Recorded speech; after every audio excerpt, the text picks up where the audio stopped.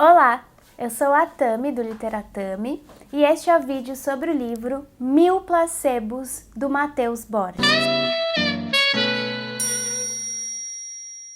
O Matheus Borges nasceu em Porto Alegre, ele fez a oficina do Assis Brasil, eu já comentei aqui com vocês, né, dessa oficina. Ele já teve histórias publicadas em revistas literárias no Brasil e no exterior. Ele já atuou como roteirista no cinema e atualmente ele é mestrando em letras lá na UFRGS.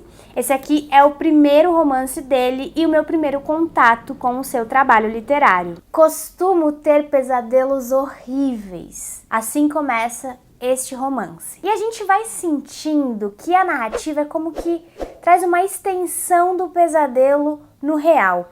É como se a vida deste narrador-personagem fosse essa zona híbrida que compreende o onírico e a realidade sob estilhaços pontiagudos da memória. Esse protagonista, então, é um prisioneiro no seu próprio apartamento, um refém de tudo que existe lá fora e carcereiro da sua própria penitência. Ele trabalha com internet, na internet, isso é o que a gente fica sabendo ali no começo, em que as coisas ainda são meio nebulosas, e ele passa muito tempo dentro do próprio apartamento, isolado do restante das pessoas. Se os limites entre os pesadelos e a realidade se borram, assim como os limites entre o familiar e o estranho, se no interior do lar não há fronteiras estabelecidas, já entre o fora do apartamento e o dentro, os limites são muito bem demarcados para ele. Num tipo de masoquismo assim muito particular, ele se recusa a sair de casa, né? Como se não tivesse nada pior do que o exterior que escapa dessa condenação e ele evitasse existir em outra atmosfera que não o hibridismo ébrio e alucinante que toma os seus dias e, consequentemente, a sua narrativa. E não demora muito para que ele nos diga que está contando aqui a história de, entre outras coisas, como ele matou um homem pela primeira vez. É meio inesperada essa informação, mas a gente tem esse mistério instituído que tem tudo a ver com o ambiente digital, né, com a ambiência da internet. Ele vai trabalhar bastante, levantar bastante a certa esquizofrenia do mundo virtual, desse excesso de informações desconcertante, tão desconcertante, a ponto de desintegrar o eu que mergulha nele. Na página 10, por exemplo, ele diz: "Sou um vasilhame de informações.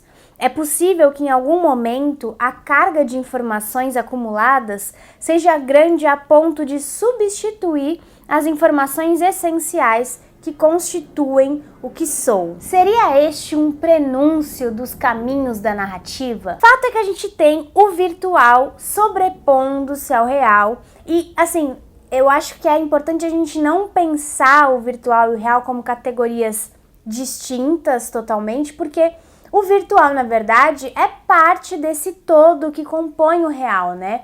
Mas ele aqui, de repente, vai ampliar as suas dimensões a ponto de se confundir com esse grande que ele integra, né? Se sobrepor a ele, causando um processo coletivo de atrofia dos sentidos que, como está colocado aqui no livro e como a gente tem visto mesmo acontecer de vez em quando, e que por vezes esse protagonista combate e por outras, na maioria das vezes, ele aceita. A gente fica sabendo que ele começou a acessar a internet muito jovem, aos 15 anos, aos 17 ele já estava completamente inserido naquele universo e muito distanciado das pessoas ali com que ele convivia na escola, enfim, no que a gente chama de mundo real.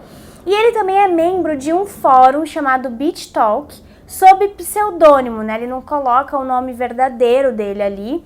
E ele fica alimentando essas interações contínuas com o desconhecido nesse período de formação de identidade, né? Quando ele era um adolescente meio outsider, deslocado na escola e nos demais locais pelos quais ele transitava. E mais do que isso, né, ele vai acessar um espaço específico desse mundo virtual que muitos de nós desconhecemos e que a gente chama de Deep Web. Isso virá a potencializar num futuro assim não tão distante a sensação de que os anos se passam e viver é cada vez mais o ato de matar segundo por segundo, cada um com um tiro na testa, é assim que ele diz.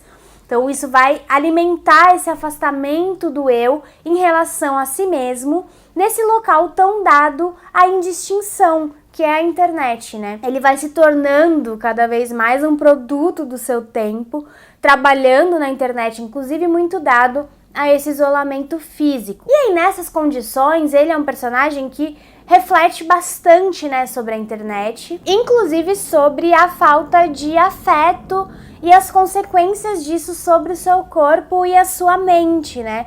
O livro tem diversos momentos de análise desses mecanismos que constroem e que mantêm o ambiente virtual, influindo sobre a existência dos seres humanos na contemporaneidade. E uma exceção aí nesse deserto de afetividade da vida do nosso protagonista vai ser a Jennifer, que é uma menina que ele conhece na internet, é claro, com quem ele desenvolve um relacionamento que é tipo um brilho, assim, deslumbrante naquela vida tão monótona e acinzentada, mas que, por razões que eu vou preservar para quem quiser descobrir por conta própria lendo o livro, é um relacionamento que acaba assim muito cedo, de maneira abrupta, deixando para sempre pro personagem um lembrete, inclusive visual, do fim desse amor, né, e dessa esperança tão inéditas, a ponto de ele ser diagnosticado com depressão logo depois disso. De início, então, é isso que a gente tem, né, essa ambientação do apartamento, essas interações via internet, e a personalidade desse protagonista vai sendo muito bem desenhada pra gente por alguns flashbacks e por esses retornos mesmo que ele faz ao passado, pela memória, aos momentos em que ele, por exemplo, divide um apartamento na época da faculdade, né, com um colega de faculdade.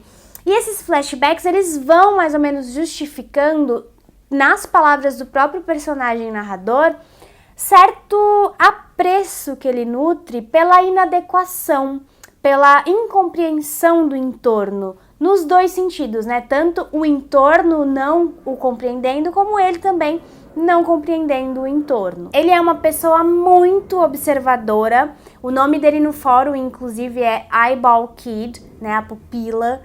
E é dessa observação, especialmente, que ele obtém as suas emoções, né? Muito mais do que das vivências propriamente, né? Da participação nos eventos. É mais por essa observação.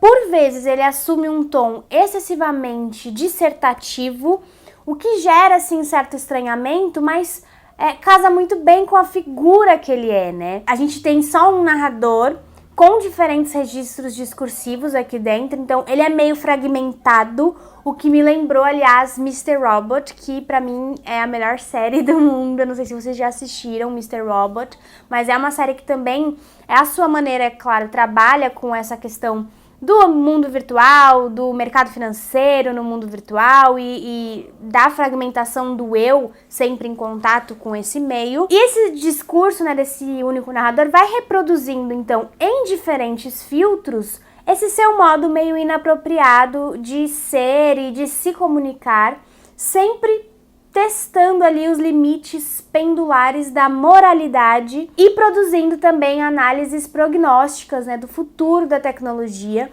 enquanto ele sente um tipo assim de tristeza raivosa, assim, uma náusea bastante sartreana. Nesse contexto, a narrativa vai se dirigindo, vai afundando no território fluido dos sonhos, né? O melhor dos refúgios para os solitários, o melhor ou pior, depende do seu ponto de vista, e marcando definitivamente esse triunfo da individualidade que tanto caracteriza os nossos tempos, né? Essa necessidade de afeto que ele tem não é suprida, obviamente, e ele busca consolo em sites pornográficos, por exemplo, como a gente vê também acontecendo bastante, enquanto aos fundos disso tudo, uma narrativa policial ganha contornos, englobando não só a internet, né, essa abstração, mas uma parte específica dela, que atua nela, que é o mercado financeiro, daí também essa associação com o Mr. Robot, que hoje, né, a gente sabe, atua diretamente nesse lugar e a partir desse lugar do virtual, né, o mercado financeiro. Então, o protagonista, ele vai acabar se envolvendo num crime que tem espaço no real, ou seja, fora das telas, onde ele, no entanto, age influenciado por aquela ausência de fronteiras que a vivência excessiva no mundo virtual vai meio que introjetando no seu comportamento e também na sua percepção de tempo. Na página 96, por exemplo, ele diz, né, quando ele tá falando da experiência dele na universidade, do porquê ele ter largado o curso, não ter conseguido se adaptar ao ambiente universitário. Ele fala: naqueles momentos eu percebia que o tempo, experimentado de maneira objetiva e linear, já não servia para mim. Percebi que o tempo real era devagar demais. A maneira como tinha aprendido a extrair as informações desde o começo da adolescência era muito diferente do tempo real. Então tem aí essa mudança completa, né, na percepção do tempo, na percepção do real mesmo, a partir da vivência na internet e da formação do eu, né, desse período da adolescência, frequentando esse ambiente. E aí tem um sonho dele, né, em particular, porque ele narra vários sonhos aqui, que me parece descrever muito bem o tipo de transfiguração pela qual ele passa, né? Ele sonha que o corpo dele é transformado em máquina, ou talvez num corpo virtualizado, artificial, feito de fibras ópticas, né? Um condutor de energias, não um corpo humano de carne, osso e sentimentos, como seria o natural, mas sim um tipo de androide, né? Então eu sinto que é muito isso que vai acontecendo internamente com esse personagem. E assim, o que mais me impressionou aqui no livro foi justamente o encaminhamento da ação, né? Essa intersecção dessa personagem tão individualista, no sentido de isolada mesmo, né, do entorno, tão autocentrada, que tem essa narrativa também bem autocentrada, essa inserção dele num crime de grandes dimensões, com vários envolvidos, com sérias consequências. Eu sinto que o autor, o Matheus Borges, ele soube dirigir muito bem a prosa, esse encadeamento das coisas que vão ampliando consideravelmente a narrativa e as suas reverberações. Então, eu acho que esse é o tipo de livro que, quando a gente pega as primeiras páginas, dificilmente a gente consegue adivinhar onde é que ele vai parar no final, sabe? Tudo que ele vai levantar pelo caminho. E as coisas se eletrizam e ficam muito interessantes. Acho que os pontos altos da prosa aqui, pra mim, são aqueles em que ela se assenta sobre algumas descrições muito pungentes dessas experiências que são super emocionantes pro personagem. Até mesmo quando ele sai do espaço fechado para a cidade e é massificado pela urbanização, coisa que curiosamente não acontece quando ele tá na internet, né? Como se a internet fosse mesmo o habitat natural dele, sabe? E essa saída dele vai provocando alguns episódios gráficos muito marcantes na história, assim, meio impressionistas, enfim. Eu gostei muito de como o Matheus foi narrando isso tudo, né? E aí a gente pensa, claro, no título do livro, né? Talvez você não saiba, mas um placebo é um tipo de preparação neutra que substitui um medicamento farmacológico com efeitos de natureza psicológica. Então, a gente tem esse personagem que, querendo ou não, percebe a sua própria apatia e tem a possibilidade de buscar uma cura para ela, né? Para esse tédio infinito que ele sente. E aí o 1000 placebos vai servir pra gente aqui tanto metaforicamente, pelas experiências que ele tem, mas não só, porque vai surgir aqui um tipo de pílula que ele vai acabar ingerindo. Eu não vou dar muitas informações porque eu acho que isso daí sim seria um spoiler. Mas tem ali essa questão mais literal do placebo, né? E, claro, a certeza de que, no fim das contas, é impossível escapar da vida com medicamento, sem medicamento, enfim, não tem como fugir. Mas este aqui, então, é um livro que traz questões sobre o trabalho no mundo contemporâneo, a mecânica da economia, as possíveis expressões da masculinidade na nossa sociedade hoje, A ideia questionável do progresso aliada à função tecnológica, questões sobre a transformação da informação em commodity, do papel do jornalismo nos rumos da história, a ciência e a sua relação com a indústria, a depressão como fruto do neoliberalismo e acho que, acima de tudo, esses poderes dessa invenção que manipula a realidade que a gente chama de internet, né? Então são muitas questões importantíssimas aqui que o Matheus vai manipular, assim, com esmero dentro de uma narrativa super original